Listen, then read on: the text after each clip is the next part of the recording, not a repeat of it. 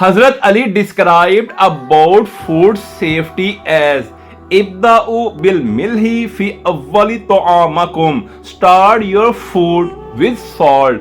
فلو يعلم الناس ما في الملح لا اختاروا على الترياق المجرب. Because if people come to know about the benefit of salt, they will use it as antidote. لا تأكلوا السمك لشرب اللبن.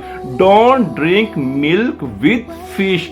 There is another narration that after eating fish, it is forbidden to drink milk for an hour lest the disease bursts.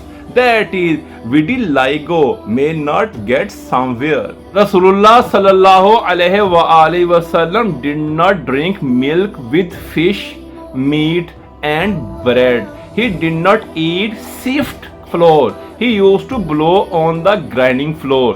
The peels would fly away. Then remaining knead flour he used for the bread of Holy Prophet.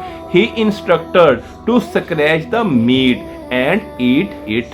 It is narrated, make your dastarkhan green with vegetables, that is, salad, and start food with fast digesting food. Eating melons with fasting, that is, nahar muh, early in the morning is dangerous for health.